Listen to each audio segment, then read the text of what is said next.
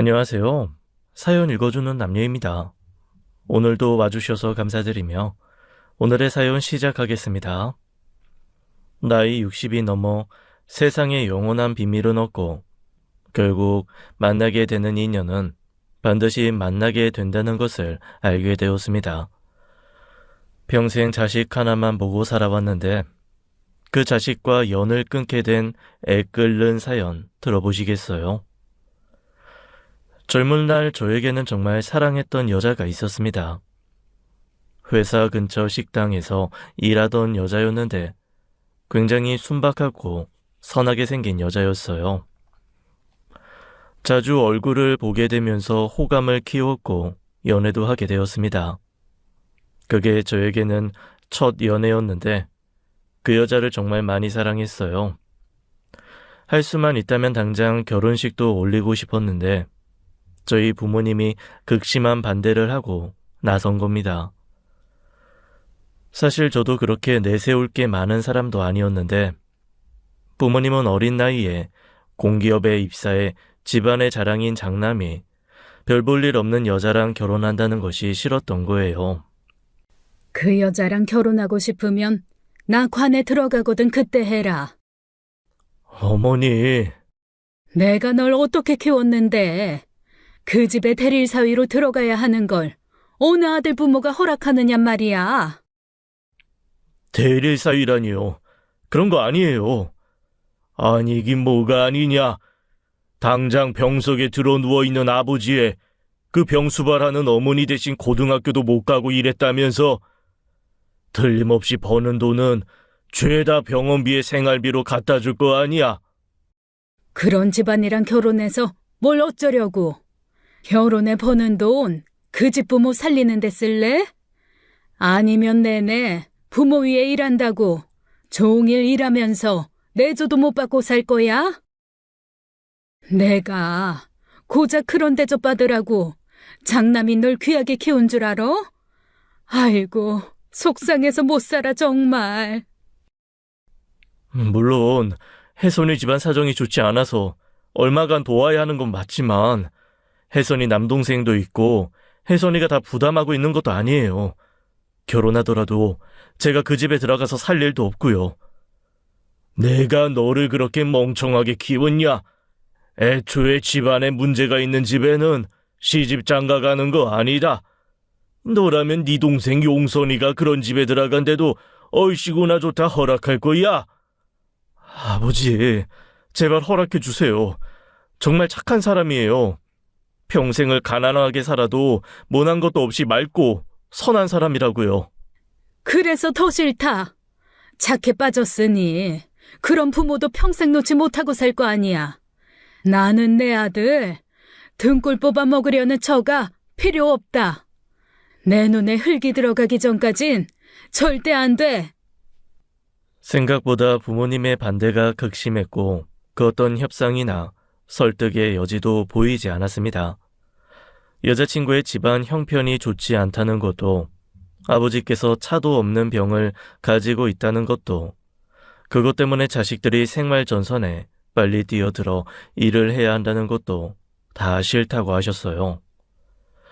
부모님 마음도 이해는 가지만 그렇다고 해서 사랑하는 여자친구와 헤어질 수도 없으니 너무 괴로웠습니다. 결국 그럼 결혼은 하지 않고 평생 그냥 연애만 하겠다고 하니 어머니께서 머리를 싸매고 곡기를 끊으셨죠. 네가 기어이 나를 죽이려고 작정하는구나. 그래, 날 죽여라 차라리. 나 죽으면 마음 편히 그 여자 데리고 와서 살아. 그럼 되겠네. 어머니 제발요. 왜 이렇게까지 하세요? 제 마음은 이해 안 해주세요? 지금까지 아버지 어머니 마음에 차는 아들로 살려고 일탈 한번 하지 않고 원하는 공기업 입사도 했잖아요. 한 번만 져주시면 안 돼요? 혜선이랑 결혼해도 두 분께 자랑스러운 아들이 되겠다 약속드릴 수 있다고요. 아니 글쎄 필요 없대도? 네가 암만 용을 써도 그런 집 며느리는 내 자랑이 될 수 없다. 나는 죽으면 죽었지 그런 애를 내 며느리로 들일 수 없어. 우리가 결혼하기 위해 넘어야 할 산이 너무 컸고 어떻게든 꼭 함께 그 위기를 벗어나 보자 했지만 결국 여자친구는 저에게 먼저 이별을 고했습니다. 나는 나 때문에 상진 씨가 부모를 저버리고 사는 거 원하지 않아요. 그러니까 우리는 그만 헤어지는 게 좋겠어요. 그게 무슨 말이야. 무슨 일이 있어도 시간이 얼마나 걸리더라도 허락을 받아내겠다고 했잖아. 나를 못 믿는 거야? 더는 상진 씨 힘들고 괴로운 거 못 보겠어요. 제가 뭐라고. 난 상진 씨도 상진 씨 부모님도 원망하지 않아요. 나라도 반대했겠지. 그러니까 더는 부모님 가슴에 대못 박는 일은 그만하고 우리도 서로를 잊어요. 저는 자존심도 체면도 다 내려놓고 여자친구를 붙들고 울었습니다. 제발 헤어지자는 말만 하지 말아달라고, 내가 어떻게든 부모님 허락을 받아올 테니 기다려달라고요. 하지만 여자친구는 결심이 선 듯 꿈쩍도 하지 않았고 하던 일도 그만두고 사라져 버렸습니다. 사방팔방을 찾으러 다녔지만 끝끝내 찾을 수 없었습니다. 그 상심에 한동안은 일도 제대로 할 수 없을 정도로 폐인처럼 지냈어요. 밥도 제대로 먹지 않고 울며 잠드는 날도 많았고 끝내 일하다 쓰러져 병원에 실려가는 신세까지 되었지요. 그런데도 어머니께서는 쓰러져 누워있는 제 손을 잡고 후회하지 않는다 말하셨죠. 너도 나중에 부모가 되면 내 마음 알 거다. 지금 네가 이러고 있는 것도 내 가슴이 찢어질 일이지만 그런 애랑 결혼해 사는 건 평생에 한이 될 일이야. 그리고 태어나자마자 여자는 여자로 잊어야 한다며 손자리를 가지고 오셨고 저는 그때부터 그저 저라는 자아를 좀 내려놓고 살기 시작했어요. 저는 저로서 살아가야 하는 것이 아니라 내 부모의 아들로 살아가야 하는 사람이니 그저 따르기로 한 겁니다. 그렇게 많은 손자리 중에 집안에 꽤 여유가 있는 집의 막내딸과 결혼하게 되었습니다. 누가 봐도 예쁘다 한마디 얹고 가는 미모에 성격도 쾌활해서 너나 할 것 없이 결혼하자던 남자도 많았었다고 해요. 대체 그런 여자가 왜 저 같은 사람이랑 결혼하려 했는지 그때는 알지 못했습니다. 늘 밖에서 사람을 만나 에너지를 얻는 그 여자와는 달리 저는 내내 집안에만 틀어박혀 비디오 영화를 보거나 책을 읽는 따분한 사람이었으니까요. 어쨌거나 혼인이 성사되었고 그 어떤 갈등이나 문제가 없이 결혼식을 올리게 되었습니다. 저는 한 번도 그 결혼으로 행복하다고 생각한 적이 없었는데 식장에서 하객을 맞는 부모님은 세상 전부를 가진 것처럼 행복해 보이셨어요. 그러면 됐다. 내가 그만한 효도를 했으니 된 거다. 그런 생각으로 살았습니다. 그런데 결혼 생활이 그렇게 생각처럼 쉽지만은 않더라고요. 처음부터 성격이 잘 맞는 사람이라고 생각하진 않았지만 살아보니 안 맞는 것이 한두 개가 아니었고 스트레스 받는 날이 많았습니다. 귀한 집 막내딸로 살아 그런지 집안 일에도 서툴렀고 일도 하지 않으면서 밖에 나갔다가 저보다 늦게 들어오는 날도 많았고요. 어른들한테는 사근사근하게 웃으며 애교도 많은 스타일이라 부모님께서도 좋아하시긴 했지만 아들 옆에 붙어 똑 부러지게 집안 살림을 하며 내조하는 스타일은 아니었습니다. 아내의 성향이나 성격을 이해해 보려고 노력했지만 아무도 없는 컴컴한 집에 들어와 밥을 안 치고 있자니 대체 제가 뭘 하고 있는 건가 싶었죠. 그 사이 아내는 술 냄새를 풍기며 기분 좋은 얼굴로 들어왔고 내가 밥을 하는 걸 알면서도 자긴 먹고 왔다고 그냥 씻으러 들어가는 거예요. 그래서 도저히 참을 수 없어 불러다 이야기했죠. 외출하는 것까지 뭐라고 안 해. 하지만 적어도 집에서 살림하는 사람이면 일하고 돌아온 사람 밥은 해줘야 할 거 아니야. 빨래도 제대로 되어 있지 않아 쉰내가 진동하잖아. 당신 집안 일이라는 건 할 생각이 없는 거야? 그러니까 당신은 아침 저녁 차려주고 당신 그 땀 냄새 나는 옷 빨래해주는 그런 사람 바라는 거야? 그럼 밖에서 일하는 사람이 해? 난 해본 적 없어. 해본 적 없는 걸 어떻게 하라는 거야? 그리고 당신 땀 냄새가 좀 심해? 그런 걸 내가 어떻게 해? 엄마도 안 시키는 일을 왜 나한테 시켜? 뭐? 그럼 너는 집에서 하는 일이 뭐야? 나랑 왜 결혼했어? 그러면 당신은 나랑 왜 결혼했어? 밥하고 빨래해주는 가정부나 고용해서 살지. 왜 나랑 결혼했냐고. 내가 가정부 일을 하라는 게 아니잖아. 적어도 밖에서 일하고 돌아온 사람이 집에서 편하게 쉴 수 있게 해줘야 하는 거 아니야? 그러면 너는 아무것도 안 하고 매달 내가 땀 흘려 번 돈 쓰기만 할 생각으로 시집 왔어? 그럼 우리 아빠한테 가서 말해. 나 데려다 밥도 하게 하고 빨래도 좀 하게 하려고 했는데 알고 보니 당신이 번 돈 펑펑 쓸 생각으로 시집 온 것 같다고. 결혼 무르고 싶다고 하라고. 할 수 있으면 해봐. 제가 장인에게 그런 이야기를 절대 하지 못할 거라는 것을 잘 아는 아내는 저를 조롱하듯 이야기하며 들어가 버렸죠. 그러다 보니 제가 결혼을 했는지 딸 하나를 데리고 산 건지 모르겠더라고요. 결혼 전에는 어머니께서 집안일을 다 해주셨는데 이젠 집안일까지 해야 하니 밤에 누우면 녹초가 되곤 했어요. 아무리 얼굴이 예뻐도 마음이 가지 않다 보니 몸도 가지 않아 부부관계도 소원했는데 애는 어떻게 그렇게 빨리 들어섰는지 결혼 후 1년 만에 아들을 낳게 되었죠. 살다 보면 괜찮아지겠지, 잊혀지겠지 싶었는데 안 되더라고요. 아내와 똑 닮은 아이를 보고도 정이 가지 않아 마음이 괴롭기도 무척 괴로웠습니다. 결국 견디다 못해 너무 괴로워 술에 진탕 취한 채로 부모님을 찾아가 그랬어요. 어머니, 아버지, 저 못 살겠습니다. 진짜 이대로는 못 살겠어요. 사람 사는 게 아니에요. 저 은옥이 사랑하지도 않아요. 앞으로도 사랑하게 될 것 같지 않다고요. 아니, 얘가 무슨 소리를 하는 거야. 못 살겠으면 어쩔 건데. 지금 영민이도 태어난 마당에 이혼이라도 하겠다는 거야? 할 수 있다면요. 할 수 있다면 그러고 싶어요. 그래도 돼요? 아버지, 그래도 돼요? 신소리 하지 말고 들어가 쉬었다 술 깨면 돌아가라. 아버지는 제 인생은, 제 마음은 하나도 중요하지 않으세요? 제가 행복하지 않다고요. 불행해 죽겠다고요. 이 세상 천지에 사랑으로 사는 부부가 얼마나 있을 것 같아? 네가 생각하는 사랑만 사랑이 아니다. 아이 낳고 의리로 사는 것도 부부간의 사랑이고 죽일 듯이 싸워 헐뜯어 사는 것도 사랑이야. 다시 그런 쓸데없는 소리 마라. 그때 부모님께서 이혼을 허락하셨더라면 저는 이혼했을 겁니다. 그러니까 저는 부모에게 이혼을 허락받지 못해 하지 못하는 겁쟁이였던 거예요. 다시 말하면 부모님의 뜻을 거스르고 여자친구를 찾아갔더라도 행복할 자신이 없었던 겁니다. 그러니 사랑하지 않은 아내와 아이 둘을 낳고 40년을 가까이 산 것이지요.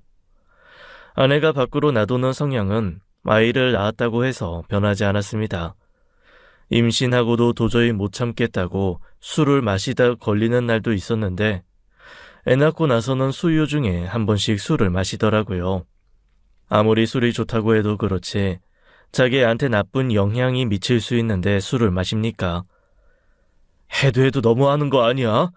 적어도 수유 중단할 때까지는 금주를 해야지.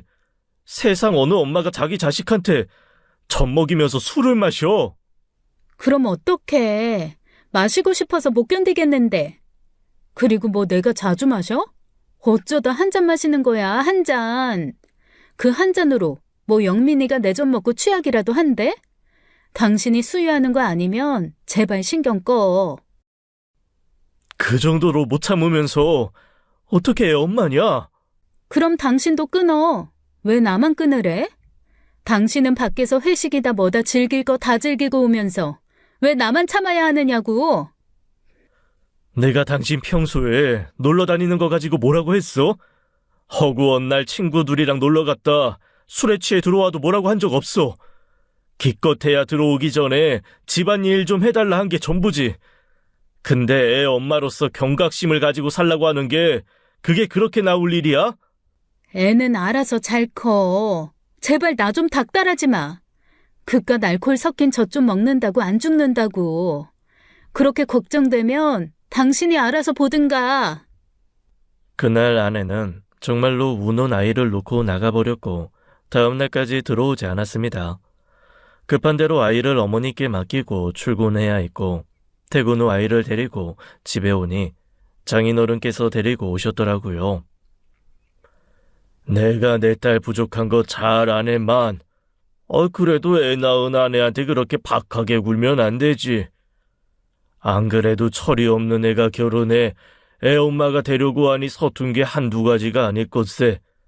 너무 나무라지 말고 좀 안아주고 달래주면서 살아야지. 장인어른이 그렇게 말씀하시는데 제가 거기다 대고 따박따박 이야기하자니 철없이 구는 아내가 되는 것 같아 아무 말도 할 수 없었습니다. 저는 어른답게 제 나이답게 책임감을 느끼고 살고 싶었는데 아내를 상대하다 보면 자꾸만 내 하소연을 하고 변명하며 내 사정을 알아달라 이야기하는 게 싫었어요. 그래서 뒤늦게 들어온 아내에게 거의 체념하듯 부탁할 수밖에 없었죠. 수유 끝나면 당신이 좋아하는 그 술 실컷 먹어도 아무 말 안 할 테니까 적어도 수유 기간에는 좀 참아줘. 어쨌든 아들 아플 일은 만들지 말아야 할 거 아니야. 그런 아내와 둘째까지는 갖고 싶지 않았는데 한동안 잠자리가 뜸나면 아내는 자존심이 상한다.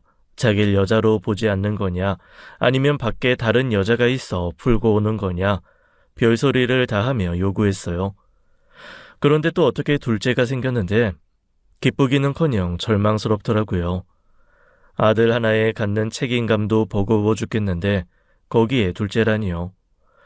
어떻게 된 게 잠자리를 했다 하면 애가 생기는 것 같아 정관 수술을 하겠다 하니 아내가 굳고 말리더라고요. 당신은 자존심도 없어? 정관 수술하라고 하면 다들 자존심 상해서 싫다고 하던데 당신은 그게 그렇게 쉬워?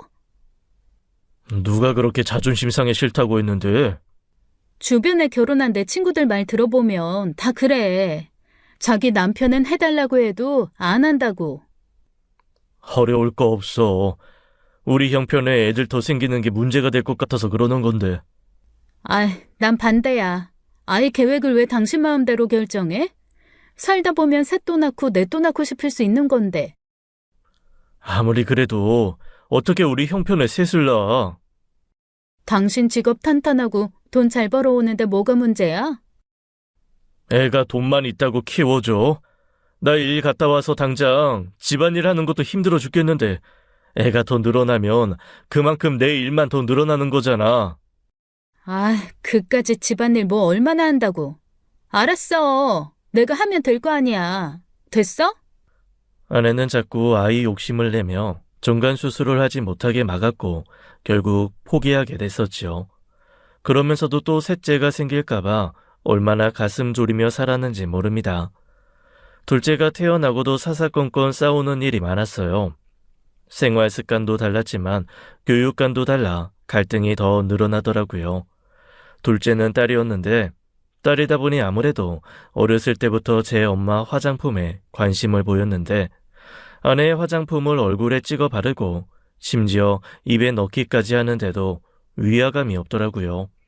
시뻘건 립스틱을 입안에 넣고 빨고 씹다가 뱉는데 기겁하며 달려가는 저와 달리 아내는 태어냈어요. 이런 건 좀 애가 손대지 못하는 곳에 둬야지. 안 죽어, 안 죽는다고. 당신 진짜 너무 예민해. 화장품 그거 다 안전하게 피부에 바르라고 만든 거야. 피부에 흡수가 된다고 해도 문제가 없다고. 근데 뭐 입에 좀 들어간다고 죽기야 하겠어? 왜 그렇게 호들갑이야? 어른이랑 애가 같아? 어떻게 된 게 애엄마가 그렇게 위기의식이 없냐? 애엄마. 그놈의 애엄마 소리 좀 그만해. 안 그래도 밖에서 아줌마로 보이는 것 같아서 신경 쓰여 죽겠는데. 그럼 당신이 애엄마고 아줌마지 뭐 아가씨야? 제발 철 좀 들어라, 어? 그렇게 부딪히다 보니 저라고 헤어지고 싶은 마음이 왜 없었겠습니까? 하루에도 몇 번을 이혼해야겠다 싶었어요. 그때쯤 되니 전 여자친구가 그리워 헤어지고 싶은 게 아니라 그냥 아내와 살고 싶지 않았습니다. 아내와 결혼하기 전에는 소리 높여 화 한 번 내지 않았던 저인데 그 몇 년 사이에 언성을 높여 싸우는 일이 생길 때마다 자괴감이 들 정도였어요. 그럼에도 아내와 헤어지지 못한 것은 그때마다 제 다리를 붙들고 울며 그만 싸우라는 아이들 때문이었습니다. 아빠, 엄마랑 싸우지 마세요. 엄마, 안 돼요. 나쁜 말 하지 마세요. 안 돼, 안 돼요. 싸우면 안 돼요. 공포에 질린 얼굴로 숨이 넘어가도록 울면서 발을 동동 구리는 자식들을 보면 그 자괴감은 더 심해졌어요. 그 문제로 직장 동료에게 상담을 한 적이 있는데 직장 동료가 그러더라고요. 집에서 부모가 싸우면 애는 전쟁이라도 난 것 같은 공포와 두려움을 느낀다고요. 그래서 싸우게 되더라도 아이들 앞에서 싸우는 모습을 보이지 말라고 했죠. 하지만 그게 어디 쉽나요?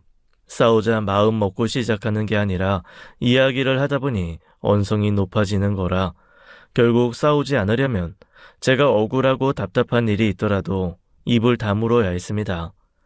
그러면서 자연히 부부간의 대화가 줄어들었고 차라리 아내 쪽에서 이혼하자는 이야기가 나오길 바랄 정도였어요.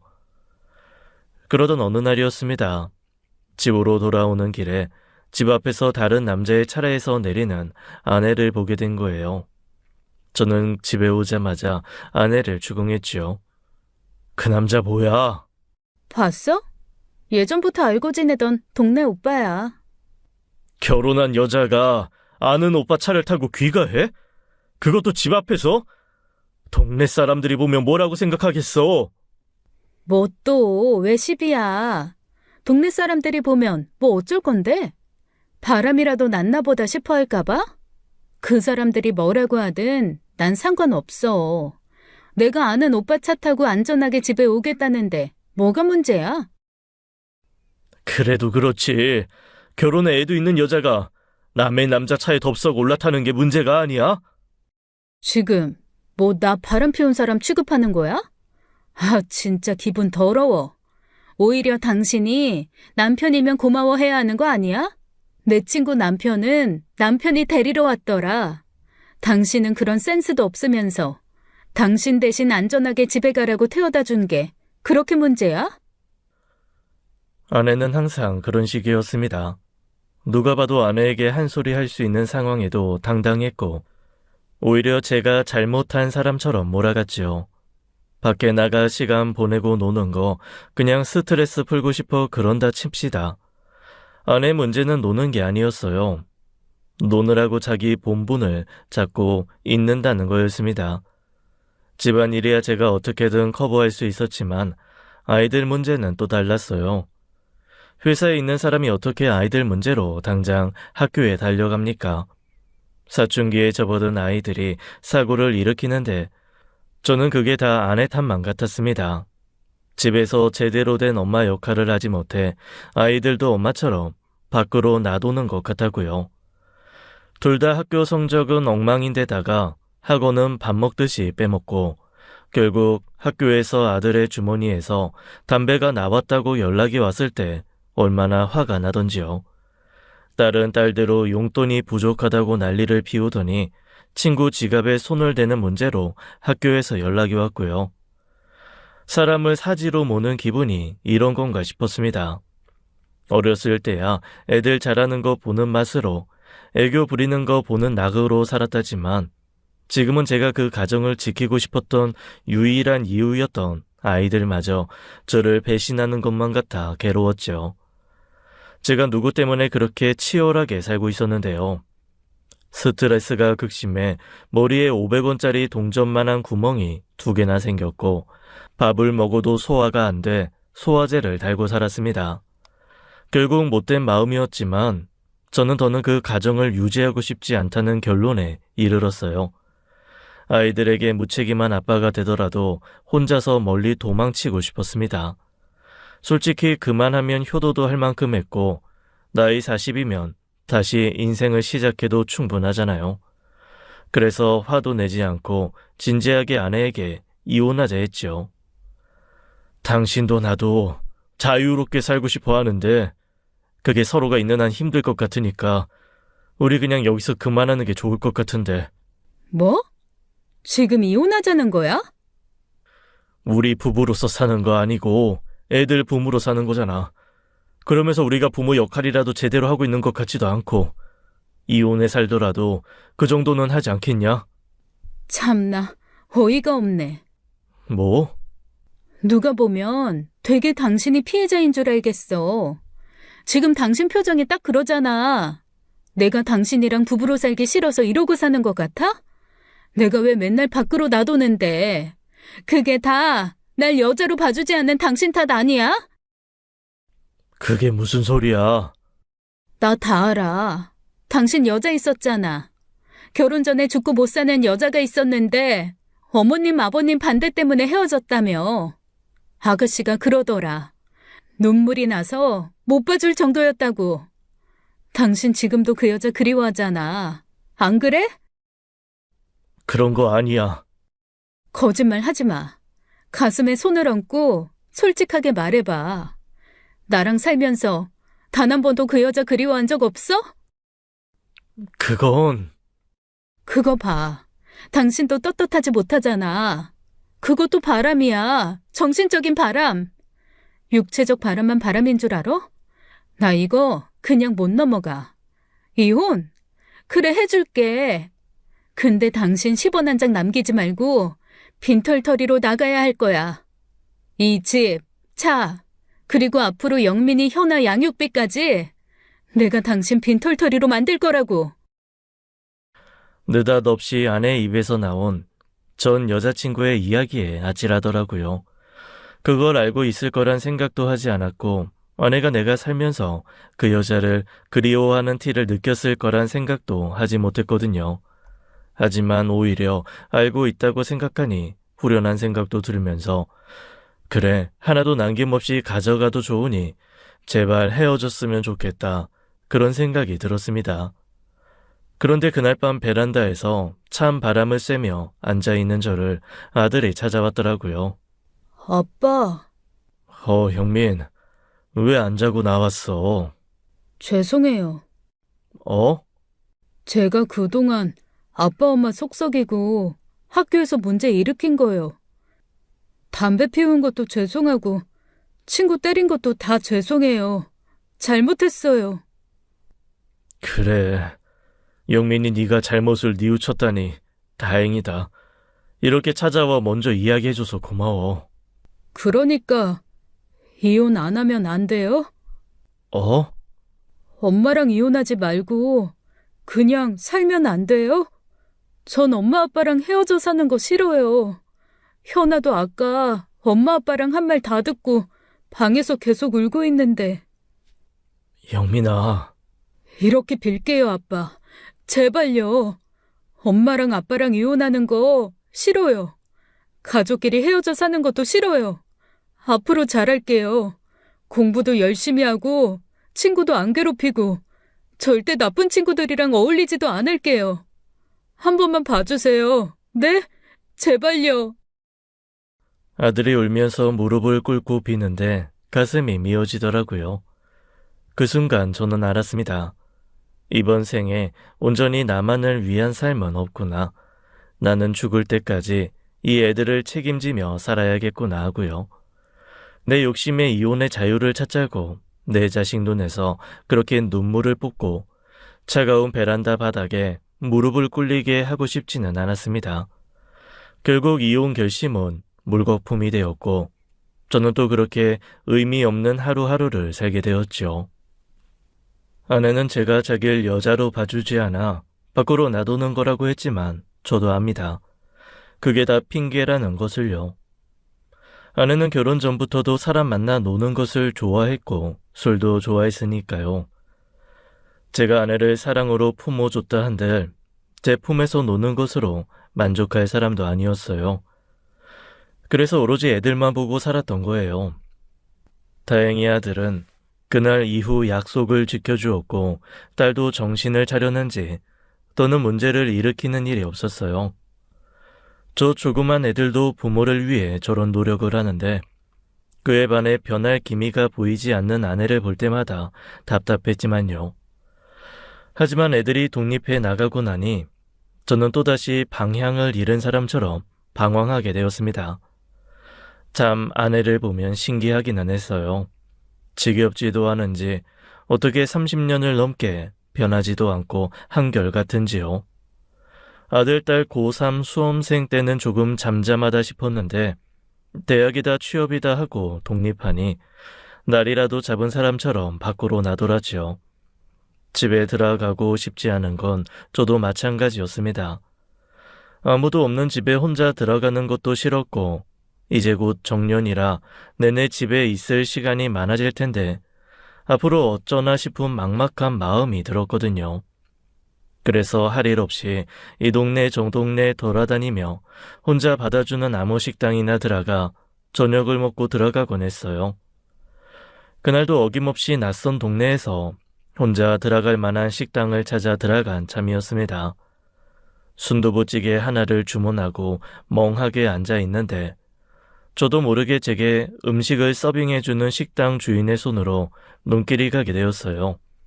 식당 주인은 반지를 끼고 있었는데 저는 그것을 보자마자 소스라치게 놀라 고개를 쳐들었습니다. 제 앞으로 35년 전 헤어진 그 여자가, 내가 너무나 사랑했던 그 여자가 서 있었어요.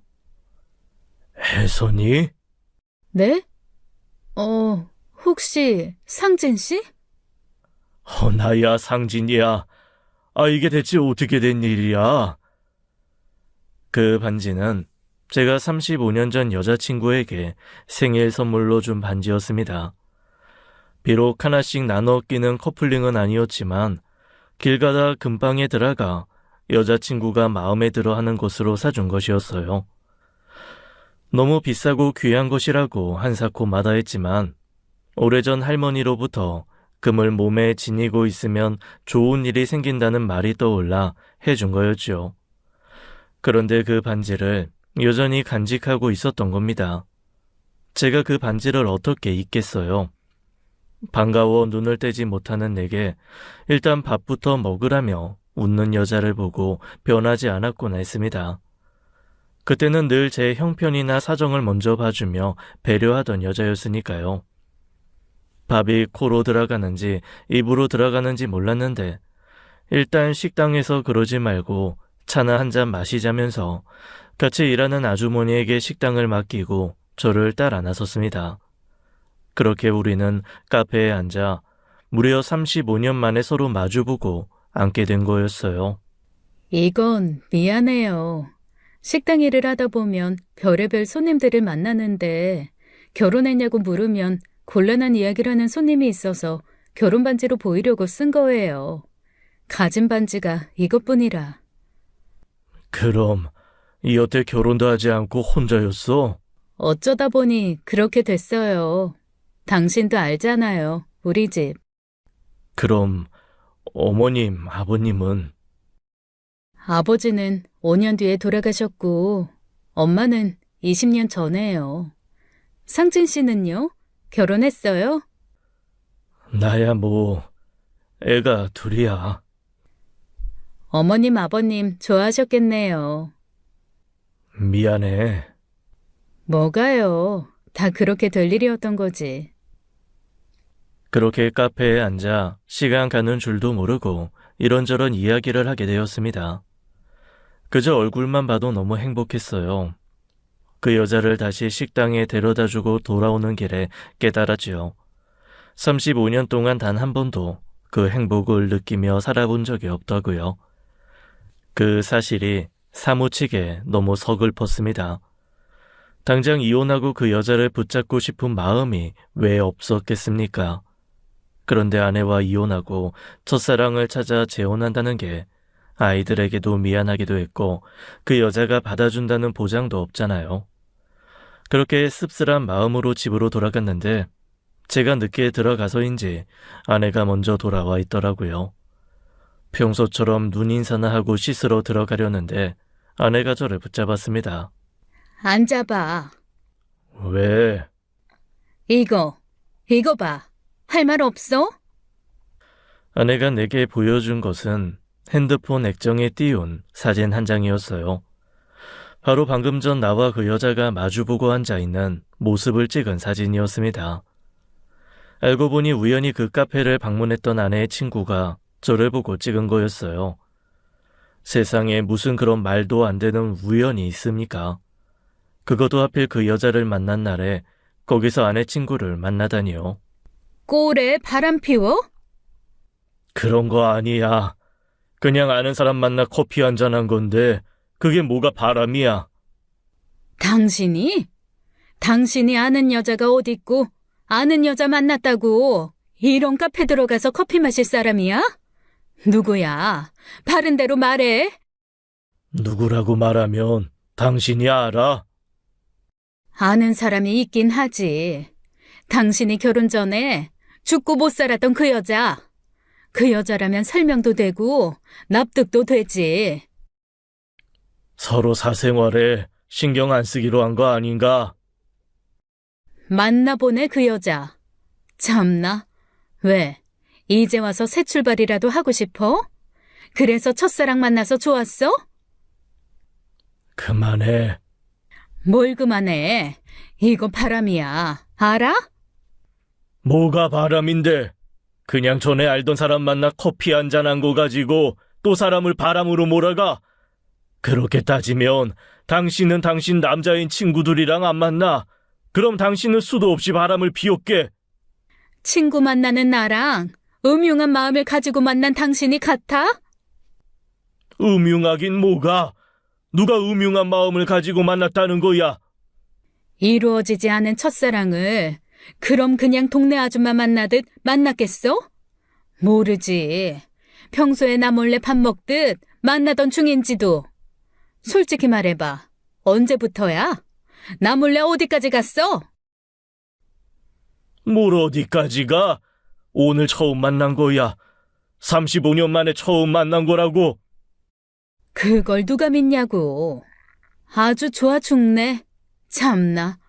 당신이 이렇게 웃을 수도 있는 사람이었네. 나한테는 한 번도 보여준 적 없는 표정으로. 괜히 시비 걸지 마라. 나는 당신한테 남편으로서 부정한 일 한 적 없고 떳떳해. 우리 애들 걸고 떳떳하다고. 더러운 일에 우리 애들 끼워 넣지 마. 나는 이대로는 그냥 못 살아. 이혼해.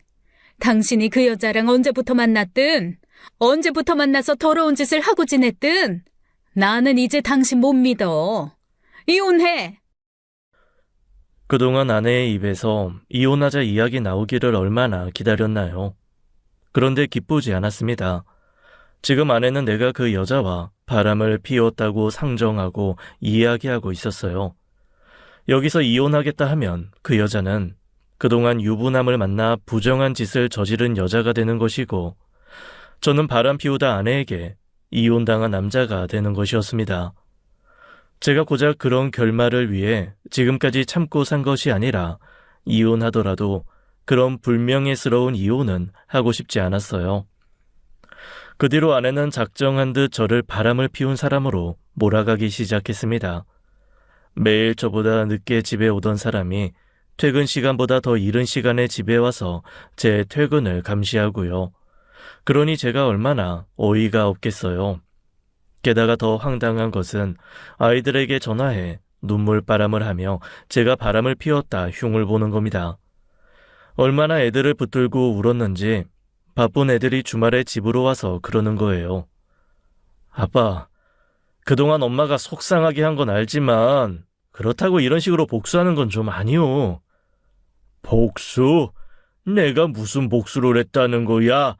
그냥 옛날 친구 만나 커피 한잔한 것뿐이야. 그 옛날 친구가 아빠 첫사랑이라면서요.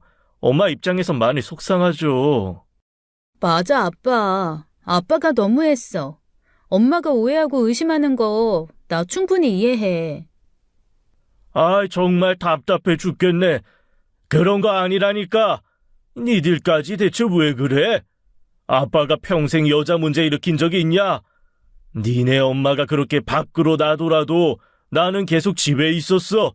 니네 옆에 있었잖아. 그땐 그때고 늦바람이 무섭단 말도 있잖아. 이제 와서 이혼할 건 아니지? 나 결혼도 해야 되는데 괜히 껄끄러운 상황 만들지 않았으면 좋겠어. 뭐? 현아, 너는 지금 그게 중요해.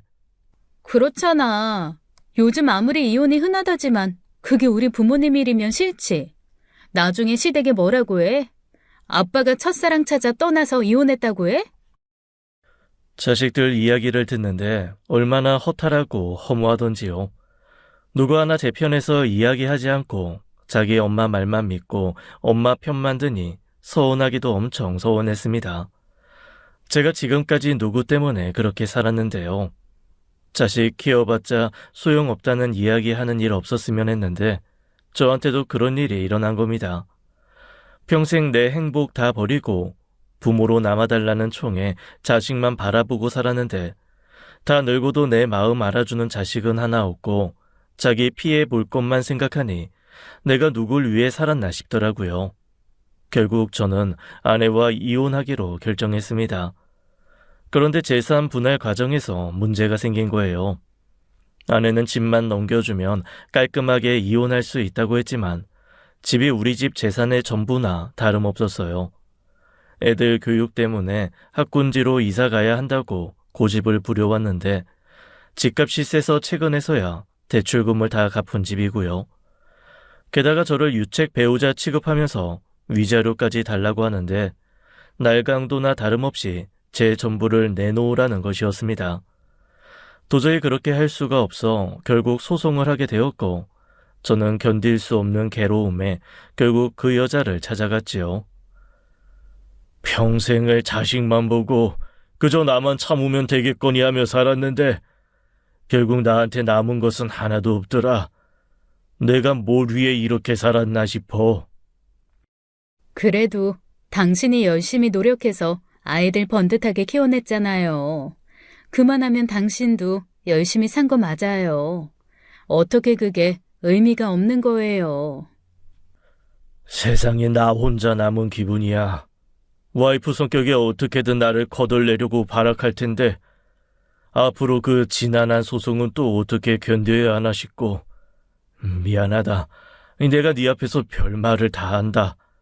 너무 힘들어서 그래. 나 너무 힘들었다 해서 나 단 한순간도 행복한 적이 없었어. 저는 체면도 없이 그 여자 앞에서 엎드려 울고 말았습니다. 그게 술 기운이라고 해도 상관없었어요. 그 여자 앞에선 체면 생각하지 않고 울어도 괜찮다는 믿음이 있었어요. 그리고 신기하게도 정말 울고 나니 마음이 편하더라고요. 변호사는 알아봤어요? 이제 알아봐야지. 이 와이프가 친정이 잘 살아. 아직 장모님도 살아계시고 집에 도움받아 비싼 변호사 쓰겄지. 근데 나는 정말 잘못한 게 하나 없다.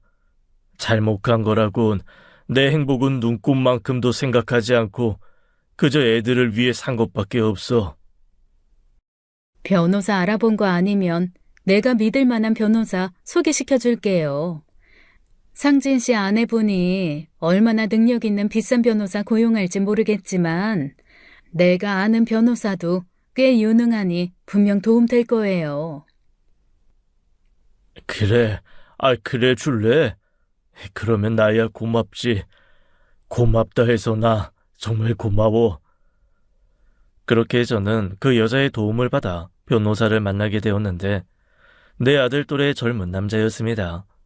변호사는 저와 와이프의 첫 만남부터 최근에 이르기까지의 일을 듣고 제 상황이 절대 비관적이지 않다는 희망적인 이야기를 해주었죠. 그쪽에서 조사를 시작하더라도 밟힐 꼬리가 없는데 뭘 캐내겠어요. 오히려 저는 아내분 쪽이 의심되는데요. 오히려 상황을 역전시킬 수 있는 카드를 찾을 수 있을 것 같아요. 역전시킬 수 있는 카드? 이분이요. 아내분께서 오래전부터 만나셨다는 이 동네 오빠라는 분. 아저씨 이야기에서 몇 번이나 반복되거든요.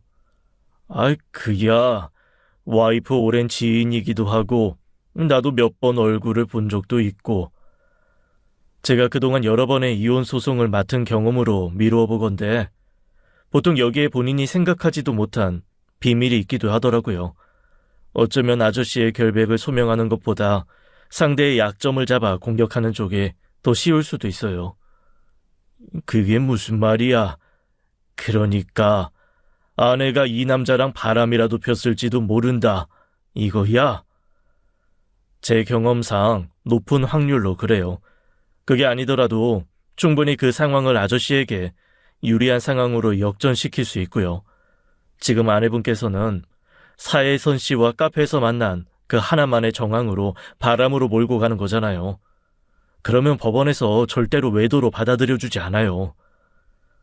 그럼 다행이지만, 그럼 뭐해? 와이프가 그놈이랑 바람 피웠다는 증거는 하나도 없는데. 증거는 찾아보면 나올 수도 있고요. 일단 확실치 않으니 이 두 분을 조사해보는 것이 좋을 것 같아요. 저는 변호사의 조언에 따라 그 뒤로 아내와 그 남자와의 관계를 파기 시작했습니다. 제가 혼자 알아보는 데는 한계가 있어 탐정사무소에 돈을 주고 일을 맡겼죠. 그런데 놀랍게도 일주일이 채 되지 않아 두 사람의 지난 미래 사진을 받게 되었어요.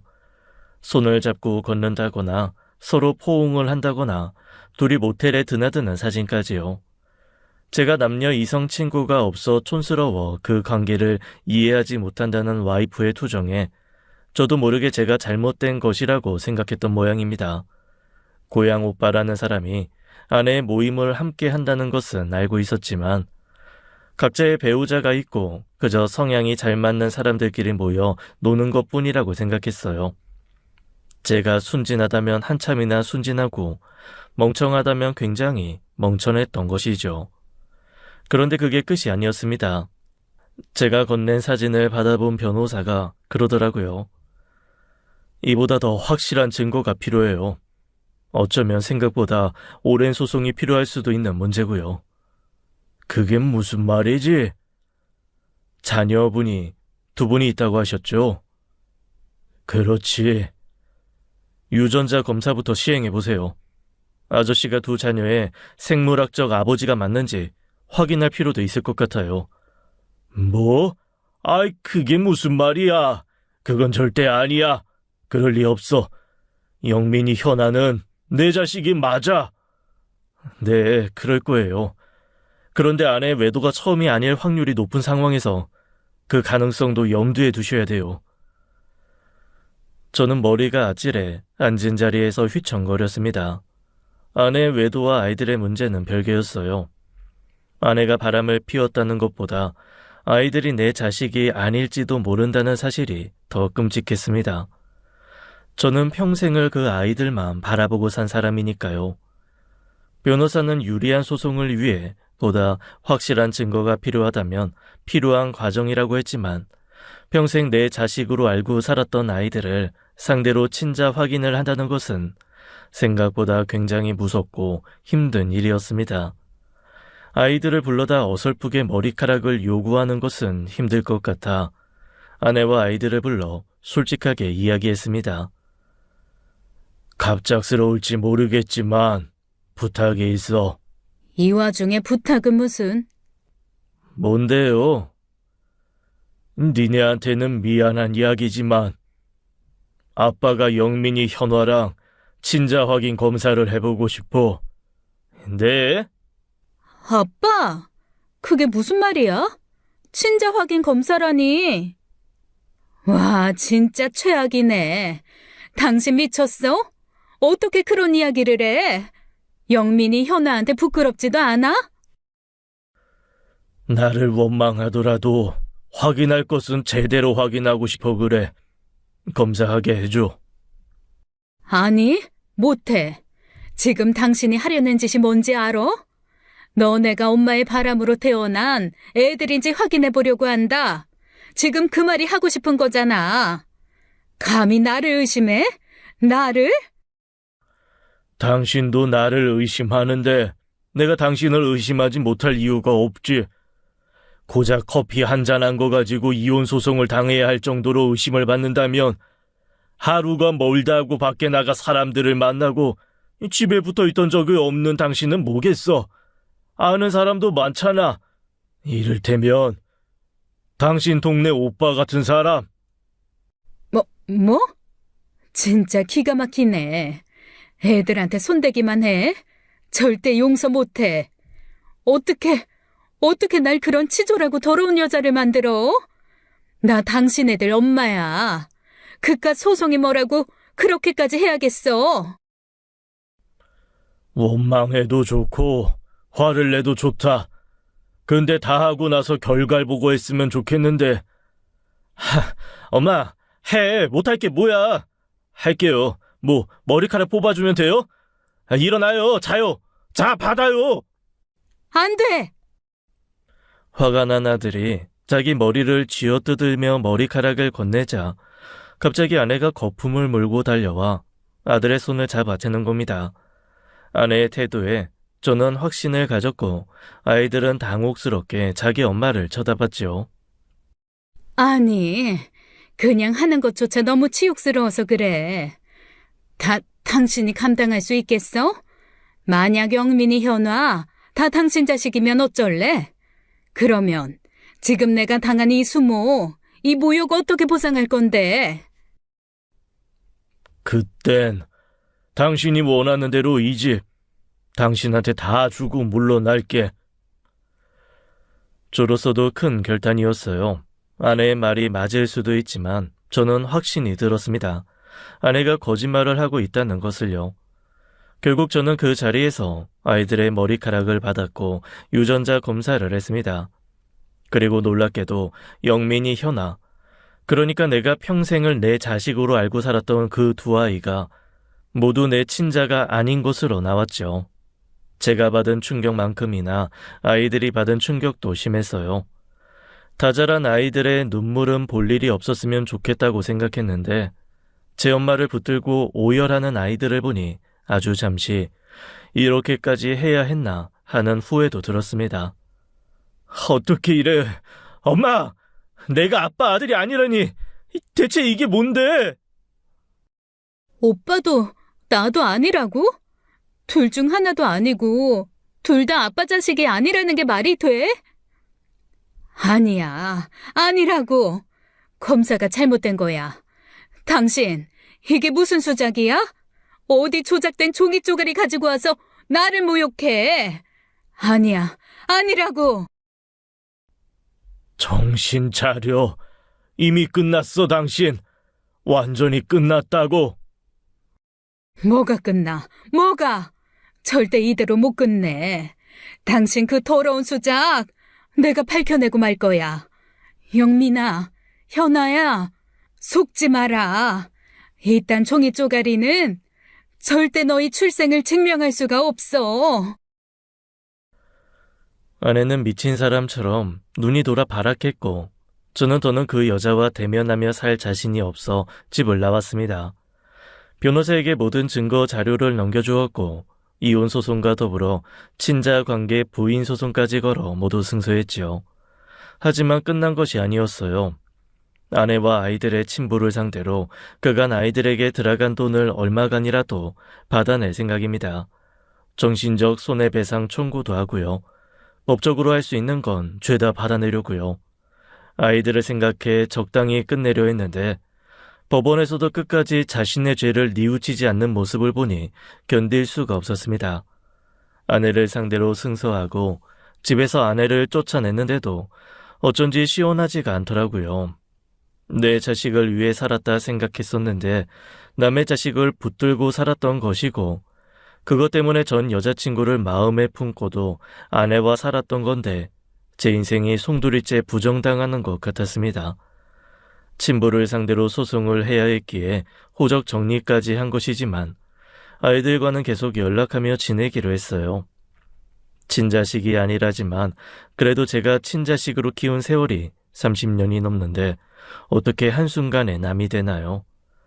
게다가 아이들도 자기 친부와 엄마에 대한 반감이 커서 오히려 저를 찾는 상황이고요. 이런저런 씁쓸한 마음을 가지고 그 여자의 식당을 찾아갔습니다. 덕분에 좋은 변호사를 써서 깔끔하게 승소를 얻어 낼 수 있었으니 감사의 인사는 제대로 해야 할 것 같아서요. 그런데 그 식당에 변호사가 앞치마를 메고 그 여자의 일을 거들고 있었습니다. 아, 엄마 좀 쉬어. 어제부터 무릎 아프다고 해놓고 기어이 문을 열어. 그래도 매일 찾아주시는 분들이 계신데 어떻게 닫아? 너나 얼른 들어가. 일하는 녀석이 왜 여기 와서 난리야? 엄마가 아픈 무릎으로 일하는데 내가 잠이 와? 어이구, 효자나셨네. 효자나셨어. 너는 왜... 상진 씨, 이게 무슨 말이야? 아이, 변호사님이 혜순이 아들이야? 네? 아, 그게... 맞아요. 제가 여기 사장님 아들이에요. 35년 전에 태어난. 35년 전이라니. 아, 결혼도 아직 안 했대 놓고. 잠깐만. 아이, 35년 전? 아이, 그럼 설마. 언젠가는 말해야지 했어요. 상진 씨 시끄러운 일 끝나면 제대로 인사시켜 주려고 했고요. 그때는 괜히 임신했다는 이유로 발목 잡을까 말 못했어요. 이게 무슨 말이야? 대체 이게 무슨 말이냐고? 아이, 지금 이 아이가 내 아들이라는 거야? 이 내 자식이라고? 미안해요. 내가 멋대로. 말했어야지. 그때 말을 했었어야지. 말했어도 어쩌겠어요. 이미 부모를 등질 수 없는 사람에게 자식 안겨주며 불효하라고 해요? 그럼 나는 평생 남의 자식을 내 자식인 줄 알고 뻐꾸기를 아빠로 살았는데, 그러면서 내 자식은 아빠도 없이 혼자 외롭게 자랐다는 거 아니야? 외롭게 살긴 누가 외롭게 살아요. 엄마가 얼마나 힘이 됐는데. 솔직히 잘하면서 친아빠 생각도 많이 나고 원망도 많이 했는데, 이번에 엄마 부탁에 처음엔 얼굴이나 보자 하고 만난 거였어요. 근데 상담하면서 아버지가 어떻게 살았는지 그 인생을 듣고 보니 아버지가 이해도 되더라고요. 참, 우리 엄마랑 똑같은 사람이 여기 있네 했죠. 저는 너무 황당해서 다리에 힘이 풀리고 말았습니다. 그러니까 그 여자는 저와 헤어지고 난 후 임신 사실을 알았고 거처도 옮겨가며 꽁꽁 숨어가며 저 몰래 아이를 낳은 거였어요. 그리고 그 아이를 혼자서 이토록 훌륭하게 성장시킨 거고요. 세상에 이렇게 기막힌 일이 어디 있겠습니까? 그러니까 저는 자식 둘을 잃고 다시 자식 하나를 얻은 거예요. 그 뒤로 우리는 종종 만나 식사도 하고 나들이도 가며 함께 시간을 보내고 있습니다. 어머, 이게 뭐예요? 지나가는데 당신이 생각이 나서 샀어. 이 꽃이 참 예뻐서. 어머 세상에, 꽃은 처음 받아봤어요. 아, 엄마 섭섭해. 내가 엄마 생일에 사다 준 꽃은 다 뭐야? 아들이 사다 준 꽃이랑 남자가 사다 준 꽃은 다르지. 참 곱다. 아, 이제 아버지 왔다고. 나는 찬밥 심세 되겠네. 아이, 외롭다, 외로워. 뭐? 아유, 참. 저요, 요즘 참 행복합니다. 평생을 느껴본 적 없는 가족이라는 울타리에 안정감을 이제야 느끼고 있어요. 정식으로 다시 만나기로 한 것은 아니지만 전 아내와 관련된 소송이 모두 끝나는 날 저는 한 번도 내보지 못한 용기를 내보려 해요. 이 여자가 오랫동안 빼지 못한 그 낡은 반지 대신 저와 맞춘 2개 반지 중 하나를 내밀며 죽기 전까지 제 곁에 있어달라 그렇게 말할 거예요. 다 늙어 그게 무슨 주책이냐 하는 사람도 있어도 저는 아랑곳하지 않고 이제 그 여자 손을 잡고 걸을 겁니다. 이제 저 행복해질 수 있겠죠. 그동안 미련에 힘들게 산 만큼 내 인생에도 볕들 날이 온 거겠죠. 지금까지 사연 읽어주는 남녀였습니다. 끝까지 함께 해주신 여러분 감사드리며 저희는 다음 사연으로 돌아올게요. 감사합니다.